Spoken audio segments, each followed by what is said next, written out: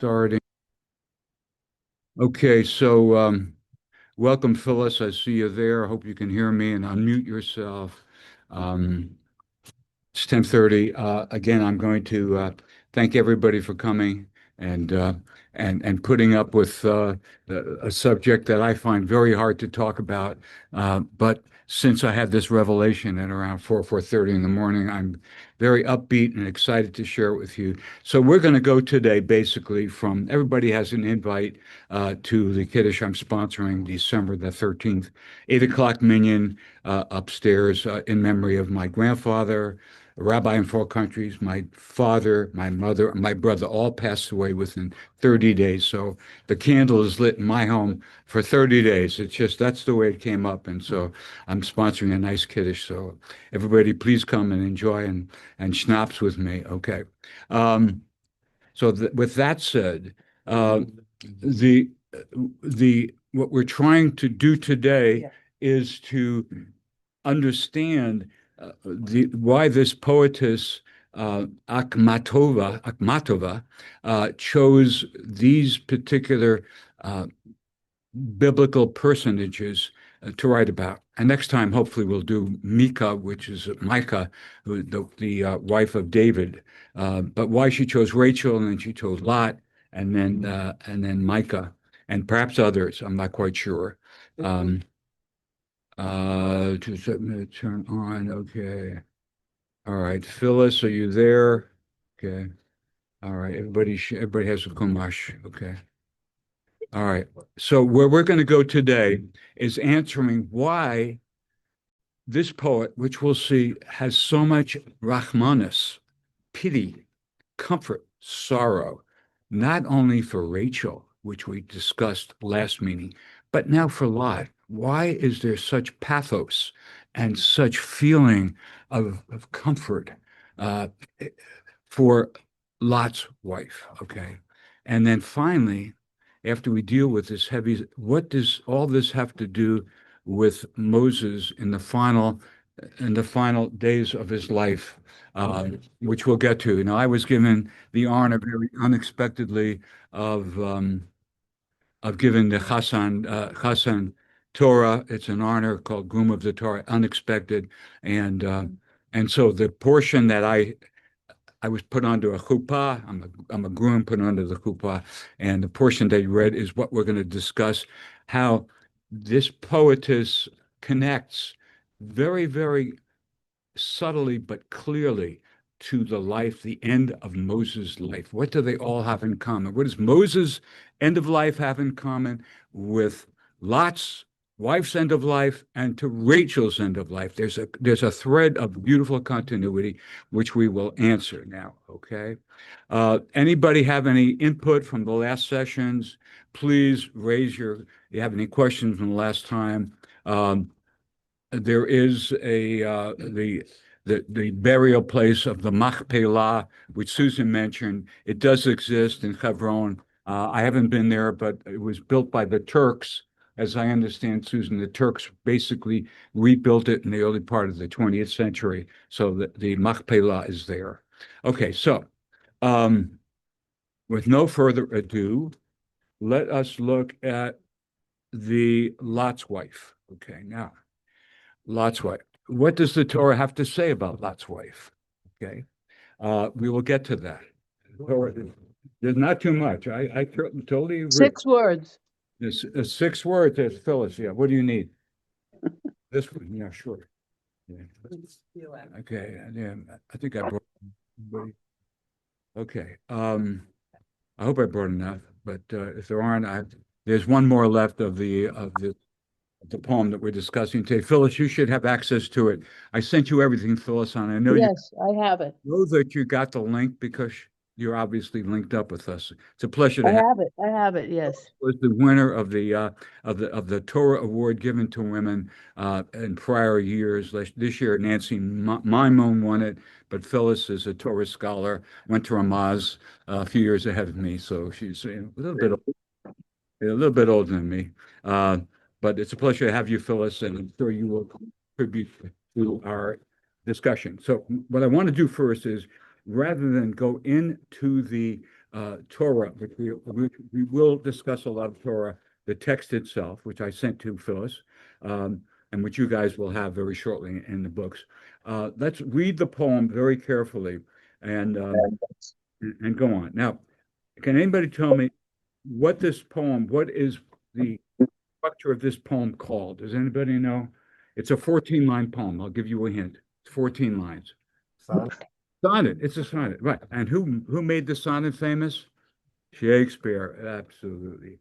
Um, and so I was really blown away by that because that tells me that she has a very strong, and sonnet, by the way, is three stanzas, 4 lines each, 3 stanzas, 4 lines each, and then a couplet at the bottom. Okay. And you have various rhymes, which I'm hoping that Marina will clue us in on the rhyme ABBA, or is it ABAB? You know, there are various rhyme schemes here, which that's the finer point, but we don't have to get there in the next 45 minutes, but keep that in mind. So it shows that she is someone who has read Shakespeare. I'm sure she's read all of the great books of literature. She's a humanities scholar. And Shakespeare wrote matter of fact, one of the sessions that we had here was dedicated to my mom. We did sonnet 19 of Shakespeare. And this is Milton, excuse me. Milton was also a great writer of poetry and sonnets. And so he wrote sonnet 19 about John Milton, who we know is like Lot's wife, losing sight, which we'll see. Okay. But Milton lost his eyesight, a young man, and he wrote his most brilliant poetry when he was blind. And the most beautiful line here is my mom recited this by heart. Doth God exact day labor light denied? I finally asked, but patience to prevent the murmur soon replied, God doth not need either man's work or his gifts. Who best bear his mal yoke, they serve him best. So I have extra copies. Anybody wants to read the Milton poem, but I did have a session on it. It's a great poem, and it talks about people that have various physical disabilities, how they cope with life, and the main thing is you just keep on going with every disability.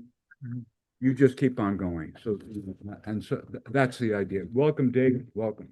Um, Okay, so let's start the poem. Any other comments about the sonnet before? This is a sonnet, and it's short. The sonnet usually had like 3 syllables per line and certain rhyme schemes, but it always ends with 2 lines. And here, her 2 lines are very, very strong. Okay, so Bruce, why don't you do the first stanza, Lot's wife?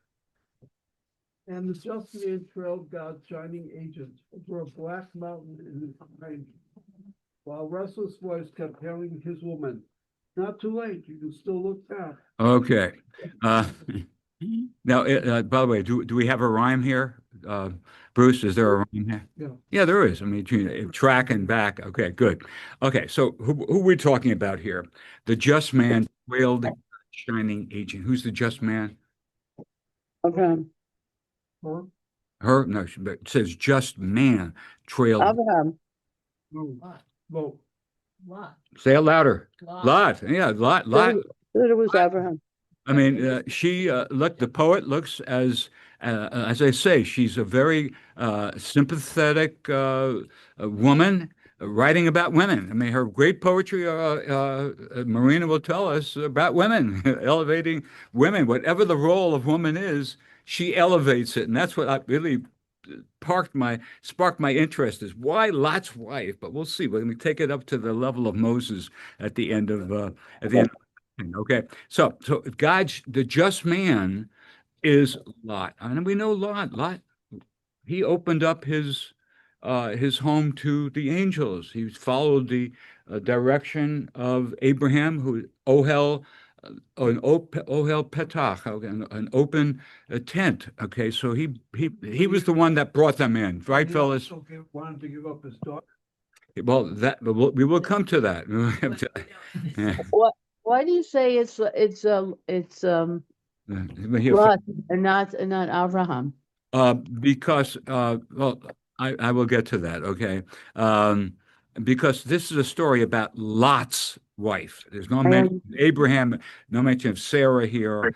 But I agree that Abraham was the just paradigm that Lot, his nephew, followed in his footsteps. So Yeah. yes, Abraham is, but Lot was just like he opened it up, and we can say the rabbis say that the woman, she did not want those men in her house. She protested. We're going to get to the Midrash, which is in this handout here.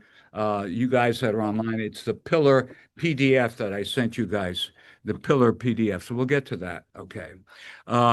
It's a black mountain. Okay, so we have God's shining agent, and of course, the shining agent is Bruce. Who's the shining agent? Lot? Angel. You have angels. Okay. These angels, I mean, the shining, they came to tell Lot, as we'll see, they tell Lot, time to flee, time to get out of here. You're surrounded by a lot of perversity, and we don't like perversity in the Torah. Okay, so the shining agent would be the agent that there were two agents that were, but she says one agent. Okay, and over a black mountain. Why black? What's going to be happening? What's going to be happening with the mountains? It's going to be a sreifa. It's going to be a churban. In original in Russian, it is not just Black mountain. just man. He is white. He's white. He is white. Right. He is big and white. And white. Okay. This is the This contrast between how she describes Lot Lord. and Black Mountain. So we like see a picture when it is a shining figure, very prominent on the background of Black Mountain. And black. Why? Why marine? Why is it black? Lava. Yeah, there's going to be lava and sreifa. It's going to be a big churban here, a big earthquake, mountain. Okay, so it's a black mountain in his giant track, and there you go. The mountain is large, but also this angel is also large. Okay, a restless voice kept harrying his woman. Okay. What's this restless voice, anybody? What's a restless harrying? What does the word harry mean? Well, it mean upsetting somebody. Yeah, Harry is. But my question was, Lot's wife, and this stanza implies that she was from Sodom. Is that right? That she is no. The shining refers to God's shining, the angel, the one that's coming to take them out of Sodom, so that they could flee the destruction of Sodom. That's the way I read it. And anybody reads it a different way. This is poetry, so feel free, as I'm trying to emphasize, to share your point of view. I'm not here to lecture, just to throw ideas out so that you can hook onto it and connect it to other sources. Okay, and that's my job, so that we all have discussion, because there's no one way of interpreting this. Okay, just like Phyllis said, the adjustment. She said the Phyllis is Abraham. I agree, it's Abraham. Yeah, go ahead. Yeah, go ahead. That's the voice? I thought it was her background was called. No, the restless voice is what she is hearing in her brain. Something is telling her, look, God told her, and we'll read the Chumash. The Chumash makes it very clear, but I wanted to do it this way. Chumash does say that do not look back, because you will die. Okay, but she hears this voice saying, look, it's not too late. You can look back. Why would she want to look back? That's a good question. Why? Well, it's kind of interesting because Lot himself, it's too much. Look, this little place. Let me just stop here, and it sort of seems like she had sort of a similar.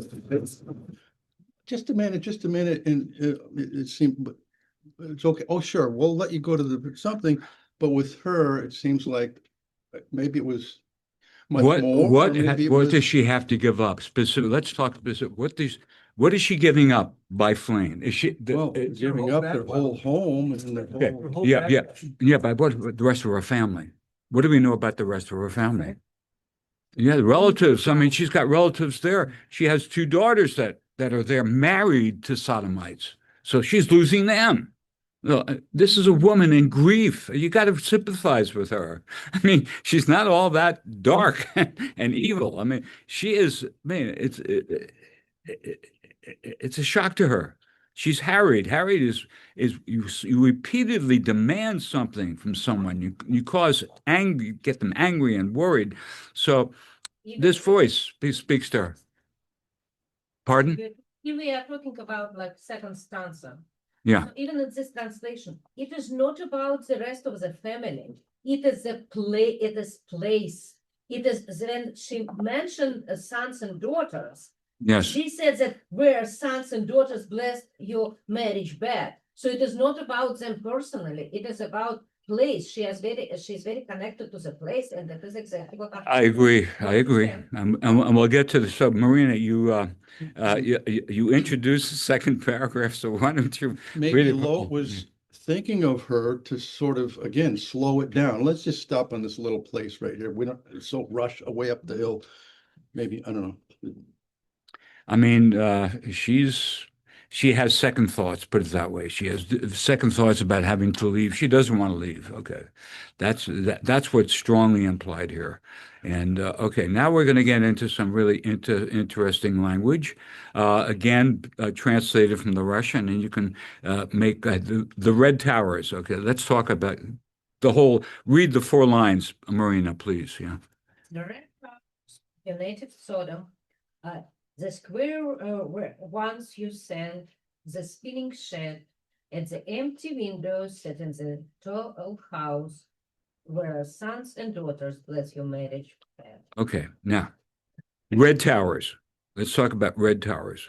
What does that make you think? The tower image.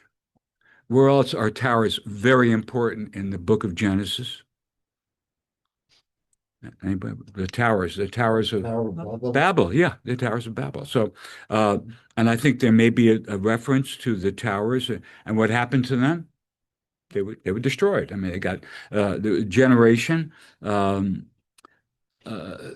thought it didn't have to respect a higher being, that Abraham was promoting monotheism, but no, they thought they were in charge of the world and they just built huge towers because I thought they were in charge of building and they were in charge of life here, whereas they didn't. Because of that, that was all destroyed. We know that in the flood, uh, the dispersion of the Jews, etc. And why are they red? Anybody? Why red towers? It could be it could be reminiscence of Russian and the Kremlin. That's where I like that. I like that interpretation. Yeah, never. Yeah, sure. Yeah. Yeah. Red is often associated with blood. Blood. Okay, I agree with that. Red, and these towers are made out of clay, and clay usually is a dark red The mud, substance. like, is the mud red or? Yeah, mud red. Yeah, I don't know. I mean. and the red. You know that there's That going to be a region. lot of bloodshed here. Just a lot of bloodshed. Okay, your native Sodom. Okay, she was native. I mean, it sounds like she was raised. Although, when Abraham and Lot split territories. I think Lot took this. He took the better territory. I mean, he took the Sodomite area because there was better soil, there was better agriculture, and Abraham let him have it because Abraham probably knew up here what was going to happen eventually. Well, To, Abraham gave him the choice. he did and gave him the choice. Abraham was very generous. Absolutely, absolutely. Okay. That's what he chose.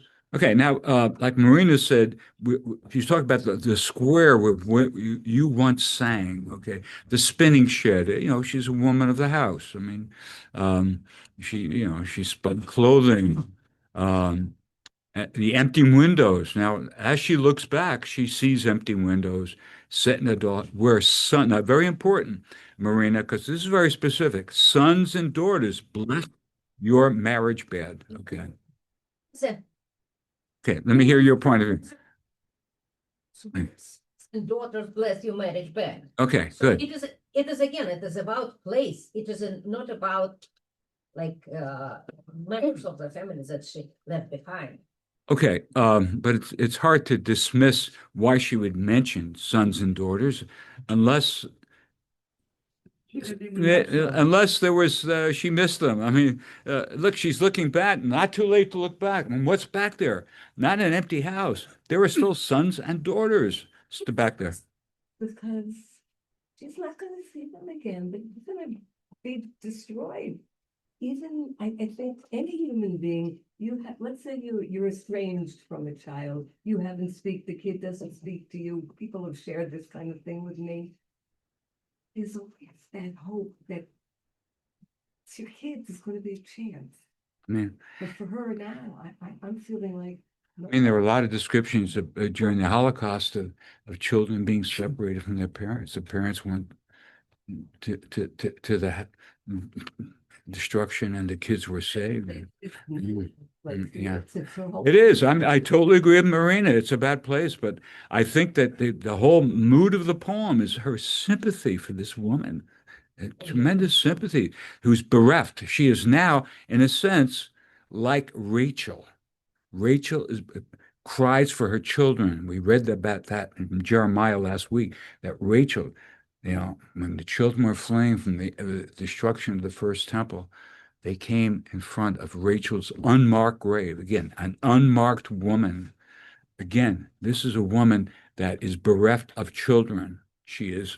And what kind of a gravesite? We'll come to her gravesite. We're not there yet. Okay. All right.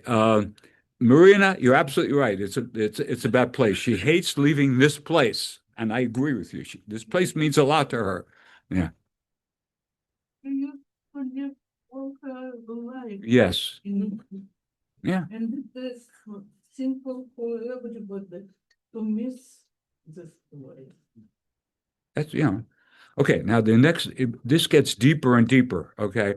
Since you mentioned that, why don't you read, Tuli, the next, a single glance. Go ahead. Rather than that of pain, teaching her eyes before to make the sound.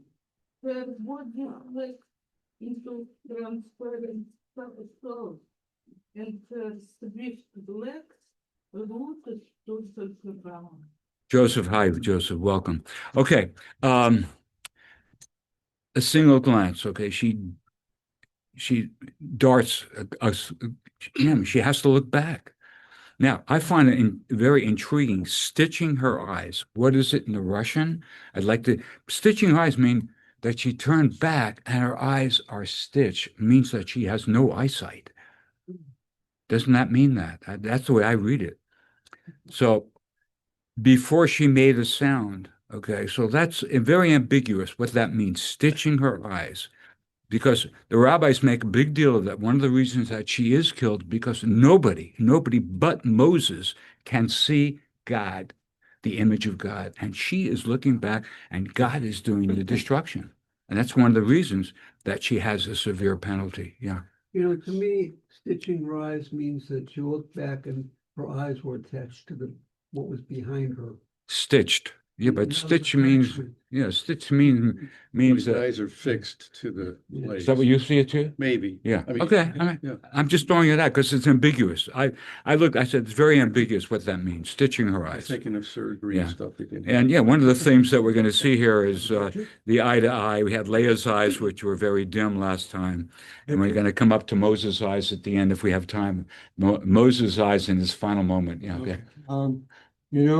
I wonder the lesson of this section here is really where their curiosity overcomes good judgment.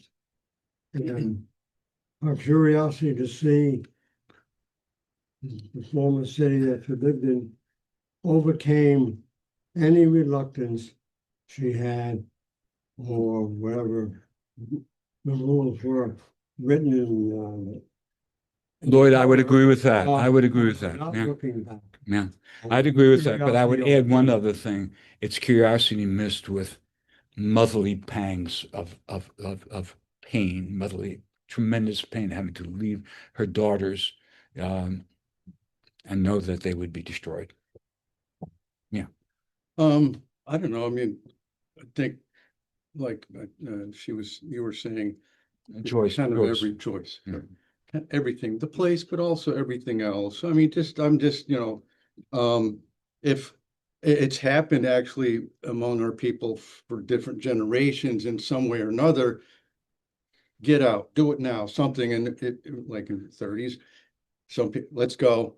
And other, it's okay, we can deal with it, we can deal with, well, I mean, just think, if we had now some hideous horse, let's say, you have 30 days to get out of and make Aliyah. A lot of people, I would think, oh my gosh, that's too much. It's too much. Maybe, look, we have a place in Martha's Vineyards. Can we stop there for, something like that? Thinking, the Upper East Side of my family, we went to college there, and my grandmother's, and my father, they're buried over here. It's just like you're saying, it would be, this is too much just to let it go. And also think what you're sort of implying, it could also be, well, you know what, maybe keep an eye on it. Maybe it doesn't all get destroyed like it's said, and just hoping there's that attachment. It's difficult. It would be not easy. Maybe to it won't do happen. something. Maybe if I look Hopefully back, not, maybe something like a that. miracle will happen, and she'll be able to stop it now. Right. I find the third line very, very fascinating because it harks back to Rachel's tomb that we studied last time. Everybody has that on your sheet. It's the upper poem. It says, her body flaked into transparent salt. No, transparent salt. Her body flaked. The word flaked made me think of another image. This is the second stanza, which begins at nighttime. Everybody could see that. And we're talking about Rachel's tomb. We've got the tomb, so to speak, of the unknown wife. She's anonymous wife. Okay, the rabbis give her a name, yeah, but Edith is her name, Edith. But that's Midrash. But here it says that the grave of Rachel, in a gleaming feeble light, whitewashed with chalk. Okay, it's an insubstantial grave. We know that the graves, the body is body rots, but the soul is what lives on. And to me, this body flaked into transparent salt. The rabbis make a lot of this, which we'll get to. We will have time to get to the sheet. And they talk about what that means specifically. She must have read the Midrash. Sounds like she read the Midrash because the rabbis talk about. Yeah. This poet may have ever been in the Holy Land, or is she just imagining this? I don't think she was, but Marina, no. No, she spent a lot of time. Yeah. So it was, Yeah, no, but No. there are the odds. I'm No, also no, surprised it and was there. it's in Bible in general. It has only few biblical poems and few images. It is not something that was persisted in pure poetry. I would say more it is more atypical for her. It is not something that she had deep interest, but she was she was, especially at the end of the life, she was devoted Russian Orthodox It always person. surprises me that people who did get to the Holy Land, Yeah, I find it. I can make a comment here, but I want us to put about her life in Paris, but we can speak about her life in Paris. Yeah, go ahead. Yeah, go ahead. Sure. Her body flaked Yes. into transparent. Mhm. In the Russian Yeah. flake. It's not, it is a little bit different because yes, she says that it is transparent salt, but it is just was covered with Interesting. Okay. transparent salt or transformed into. So kind of, she doesn't use the word. Like, See, but- with this idea of the flaking salt pillar is picked up in the Midrash very strongly. The rabbis talk about oxen passing, and they like salt, and the Midrash says that they would every night they would come and they would eat the salt. It would flake off, and then miraculously the next morning the salt would come back. Yeah, this is just the Midrash, which we'll get to in a while. Yeah. I'd like to put a sort of a rationalist turn on this. Maybe it's a departure from the poem, but it always bothered me that why is looking back so sinful? Why such an unnatural death? Looking back in general, it means you delay your departure when it's so very important. You're drawn back. You delay. Maybe her death in this way didn't happen immediately. She stayed back or turned back, gathered possessions, say goodbye to people. And by the time she was ready to leave, it was too late. She suffered the same fate as the rest of the Sodomites. Very interesting. They were all incinerated from the intense heat fire, turned into pile of minerals. It's akin to a pillar of stone. Yeah.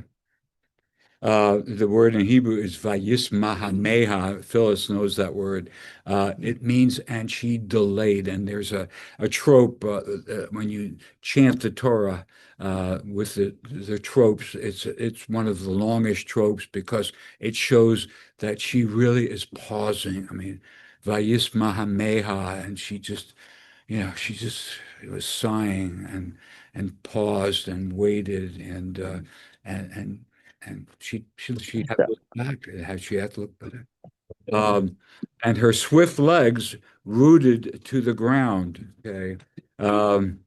She couldn't flee. I mean, she could flee, but she is almost turned immediately into a pillar of salt. That's what it means to me. That immediately her swift legs rooted.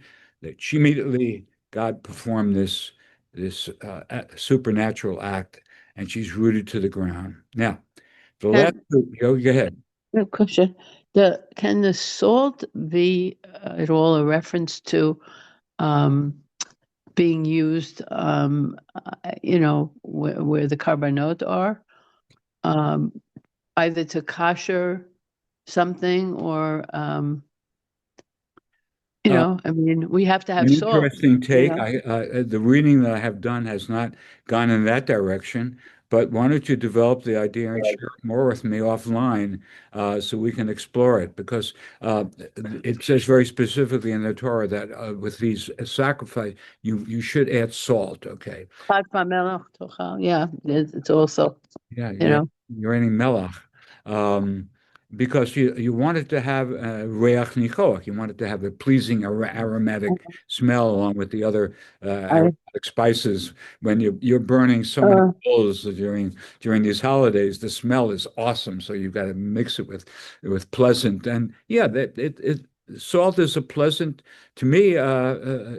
No, I didn't mean specifically pleasant. Yeah. I just meant it's one of the components Well, of and carbonot. and it ties with the idea that she became a mizbeach. She became a A sacrifice. Yeah, carbon. very good, Phyllis. Beautiful insight. I love it. Okay. There's Phyllis at the top of her game. Okay. Okay. But last two lines. Who will grieve this woman? Does she not seem too insignificant? Go ahead. It is 4 lines because I found the original. It is not only two, it is two additional Okay. lines. It's like There were four additional Yeah. lines. Okay. Yeah. But the translator that you and that we picked out here makes it into a in English, it is two more lines. or even in English, because there are two lines missing here. Well, so we have who will grieve for this woman? Does she not seem too insignificant for our concern? Okay. Well, that's what this whole poem is all about. It's it's the agony, and there's not much ecstasy here, to borrow the phrase, the agony and the ecstasy. This is the agony part of it. And the poet is very sympathetic to Lot's wife. And And that, the two last lines I just Good. read. Yet in my heart, I never will deny her who suffered death because she chose to turn. I will never deny because she suffered death. Yes. Because she chose to turn. Because she chose to turn. Yeah. Yeah. Well, she is a very brave woman. It brings to mind this Hannah Senish, who is another brave woman, that paratrooper who joined the forces during World War II at age 23, and she did parachuted behind the Czech lines and she was told not to do it, but she was a very brave woman, knowing that she would die because she didn't want to look back. Now she's a case of not looking back in the sense that she always looked forward, and this is a woman that is very, very deeply involved with family and she can't give up her roots. Her roots are there, and God made her rooted to the ground. Okay. Uh, it's a um, very powerful poem, and I'm glad you brought it up. Now, let us go to. Just to put the music of the poem. Do you want me? You have music to this? No, I mean, do you want it? Yeah, hear it, sure. Because it was among my favorite poems. Well, I'm so glad that you have this experience so we can share it here because it's taken a lot of me to understand what she's all about. Go ahead. Шел за посланником Бога, огромный и белый, по черной земле, но громко в жене говорила тревога. Опомнись, ты можешь еще посмотреть на красные башни родного Содома, на площадь, где пела, на двор, где плела, на окна большие высокого дома, где милому мужу детей родила. Взглянула и скована смертную болью, глаза ее больше смотреть не смогли, и сделалось тело прозрачную солью, и быстрые ноги к земле приросли. Кто женщину эту оплакивать будет?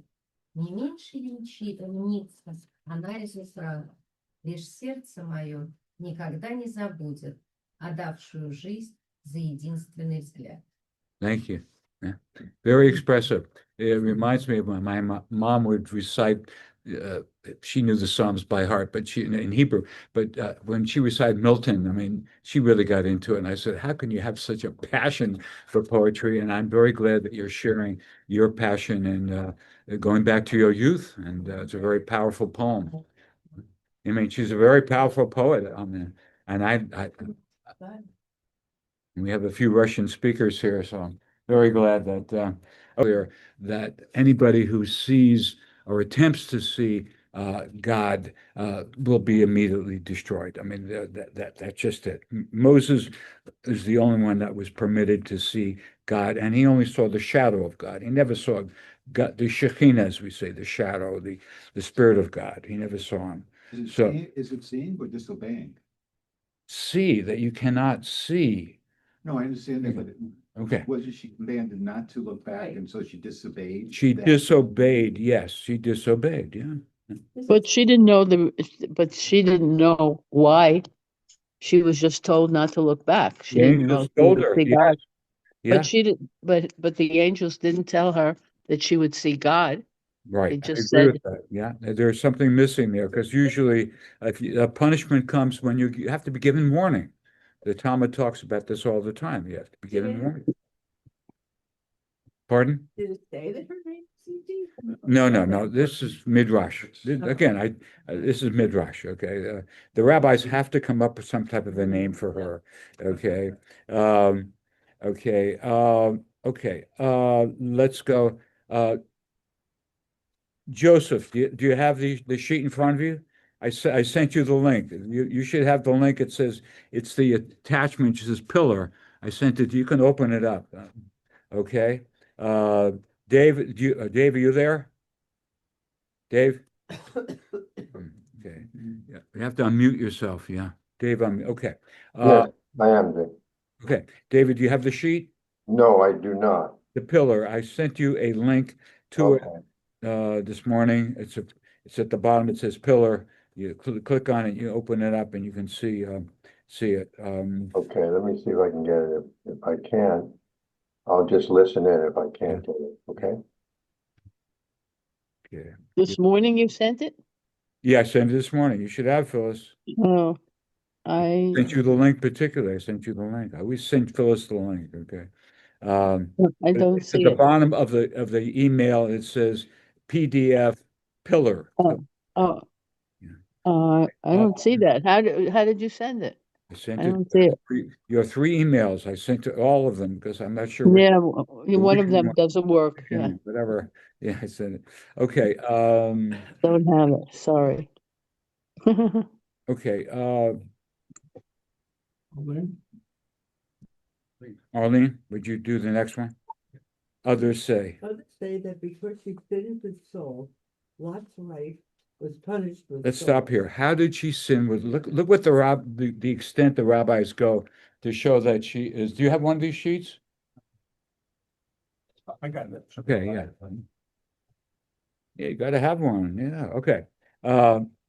Yeah, this is the one that it's a stretch. You'll see this is a stretch, but the rabbis are very clever here. They're very clever, and they built upon what they know about Abraham. Abraham is much a part of the story, according to Phyllis. Okay, so go ahead. Next sentence. On that night. That the angel visited Lot. Lot prepared a feast for them, as he had learned hospitality from Abraham. And he asked his wife to give them a little salt. It says he learned hospitality from Abraham. There you go. He was in the Abrahamic Accord school, pardon me, and he opened up his tent. That's his nature, his giving nature. He was given a lot. He had the best territory. When they split up, they had so much between them. They had to separate them and accumulate even more on separate lands. Go ahead. She grew angry. Yeah. She grew angry and said, "Do you want to introduce that evil practice of giving strangers salt?" Then she went to all her neighbors asking for salt. In this way, she alerted them to the presence of the guests and precipitated the mob, who demanded that Lot turn the angels over to them. Thus, because she sinned with salt, she was punished with Okay, salt. so basically what Arlene is saying is that Abraham's nephew is Lot, is very generous, but the wife said, "Are you going to act like Abraham? Open up to these strangers? Who are I don't want them. I mean, and give him salt like Abraham gave him salt. Forget it, But Abraham insisted. Lot insisted, get me some salt. So she went around to the neighbors asking for salt, and they said that neighbors said, but they should have salt. Every family has salt. Okay, and why do you need the salt? Because we have strangers. And what the Sodomites, what were the Sodomites up to? They were looking to commit perversity with strangers. That's the way they were. Whatever perversity that you can imagine, they treated them that way. And it's not very, it's all against the Torah prohibitions against all types of sexual perversity. So, so it's Lot's wife that sinned with salt because she was begging for salt, and now at the end, God turns it into a pillar of salt. That's what Midrash here. Yeah. Getting back to the poem, I'm Yeah. just kind of wondering if the author's really perhaps in, insinuating or inferring a sense of injustice about her fate. And again, I'm thinking a little more possible. Again, Marina would know that she, her background is Christian, Orthodox. She would have no reference like we're reading here. She would see in the Christians' narrative, they have some statement in there associating salt with like righteousness. They have this interpretation. I think some interpret it between, I think because of the closeness of the word malak and melech and their idea of the Messiah and all that stuff, something like that. So she might be thinking the salt is kind of implying a little bit of that, she was righteous, like kind of like she is a righteous sacrifice type of thing. And which is, again, she might be thinking that or sort of suggesting or making you think that way. The rabbis are clearly, no, there are problems here, even suggesting, like they're saying, she's not like Sarah. They actually had to argue and say, no, hospitality is yes. And she says, no, look, we don't need to be So- I'm just wondering if that maybe is more her understanding of this being like, that really doesn't seem fair that she suffered this type of a thing. Well, we're reading a lot along with the rabbis between the lines, okay? But I think we should get back to the poem, get back. This is it important, Lloyd? You want to share something with us? Going to say, Yeah. Lot's wife, contrary to what the Midrash says, is basically saying, listen, we have guests in our house. It's antisocial to have guests in Sodom. And as such, if we announce to all the neighbors that we have guests, these guests are going to be harmed by the society. And they were almost, remember, they came out ready to lynch them. And I think to Lot's wife's credit, that she was afraid of what was going to happen. There's a very good ambiguity. There's an ambiguity here that strangers were treated like animals, or they were like ants. I mean, they were treated. They were to be harmed in various ways. Take advantage of them. And Lot, despite that, you see, Lot still was in the tent of Abraham. Lot was a very righteous man here. Shows how, very good point. Shows how righteous he is. Just could he be when he wanted to give up his daughters? Well, that's a different issue, which we can, yeah, He said, so, Yeah. I mean, that's not righteous. yeah. That's more to us now, and back then it might have looked a little bit more, That even though it's hard. Yeah, but That's I a good think- point. That's a Make good that point. connection. Himself is fast In this asleep. particular instance, Lot is acting like a righteous person, and that we can say. And in other ways, he's not so righteous. He should, later on, his daughters commit adultery with him, and but I don't want to go in that direction. I just want to, No, that's because the husbands were dead. yeah. The husbands were dead. That's correct. Yeah. As I mentioned last time, Russian Orthodox Church doesn't studying Bible, and usually it is only like New Testament what people study, and they just know the stories. And in eyes of Russian Orthodox Church, Lot it is a righteous man. Period. So it is no analysis, nothing, just, and my classmate, we had a long discussion, he's devoted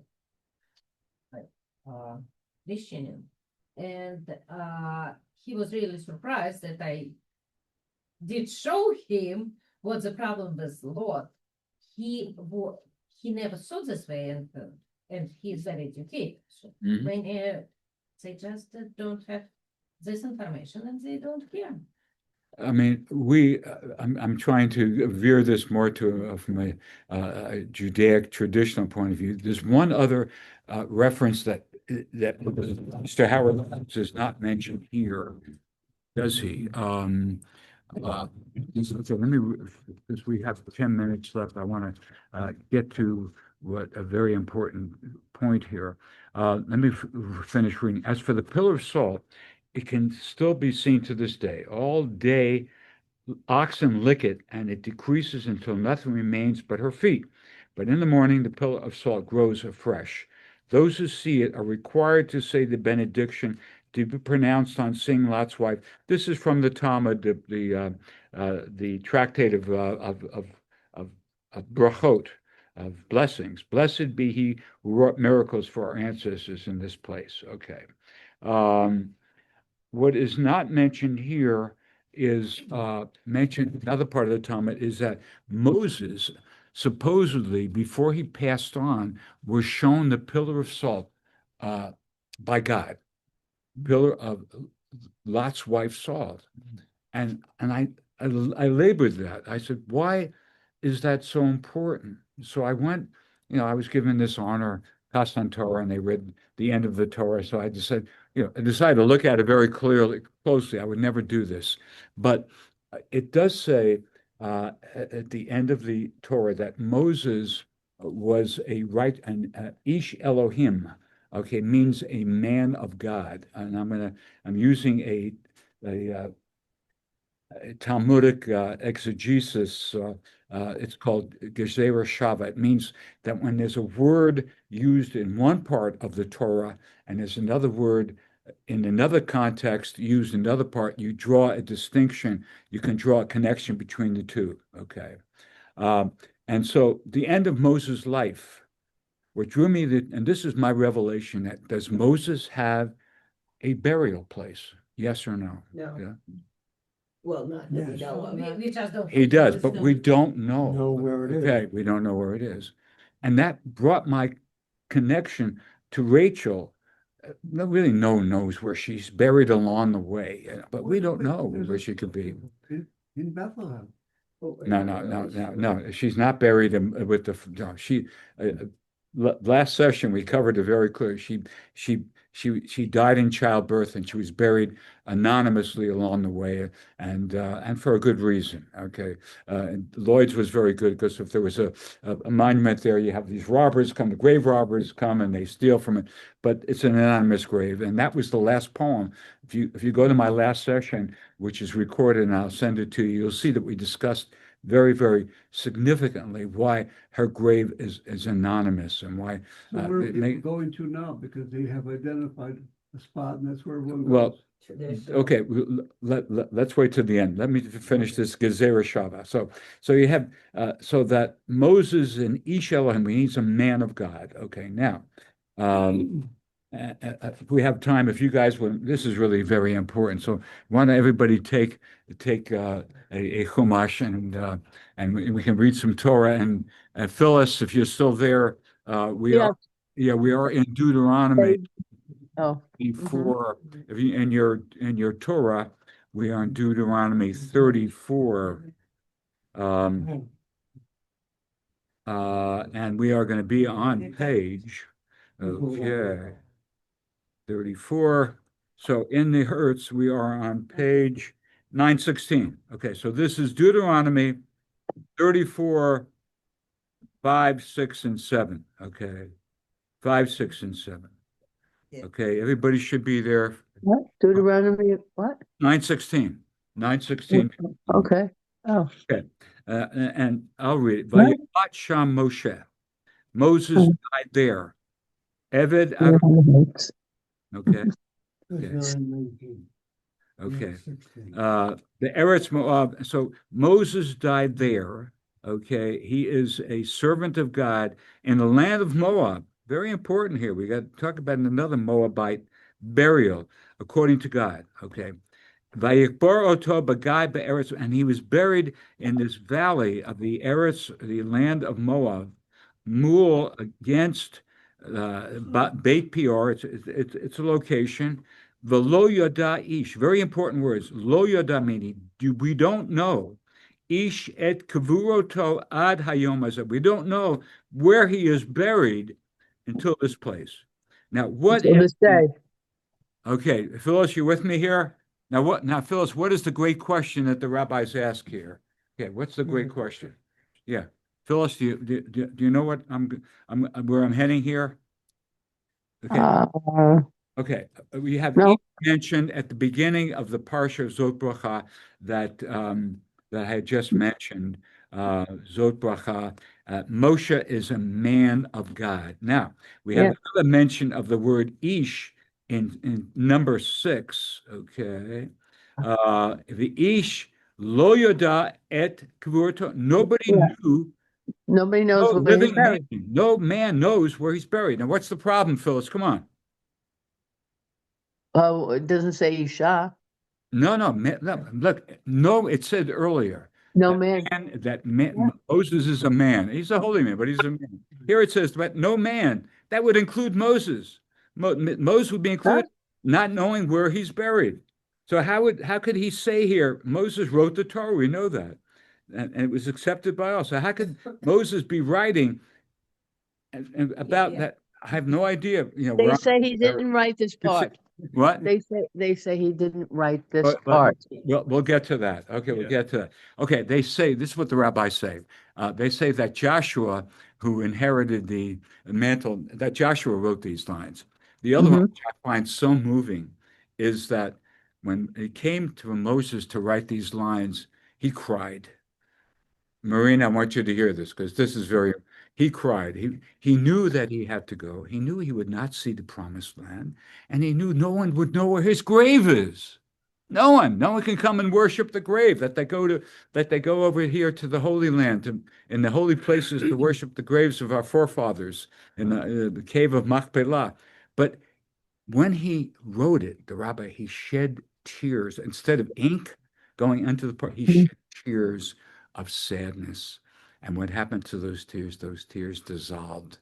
And Joshua then wrote the ink in. I find that very moving. And that connects Moses, the life of Moses, in a very subliminal, subtle way to the life of this poet and to what she's writing. She's writing about the legacy of people, the legacy. How do you remember people? In stone?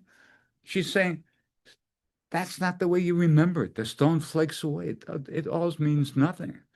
What really lives on is what the people have done. You know, like the Shakespeare says, in Julius Caesar, it's the good deeds that live on. Brutus, the good deeds that live after them.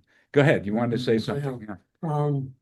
But according to the Greek Orthodox Church, they have lots of, they have about 2 or 3 churches on Mount Nemo, because they said that's where Moses is buried. Yeah, because the word limo is used. Yeah, the word limo is used in the Torah. And the Roman Catholic Church built a huge statue where they thought it was. Now, you tell us what would happen if our generation knew where Moses was buried. What would happen? We make a pilgrimage. We would be making pilgrimage. We can't do it because it's a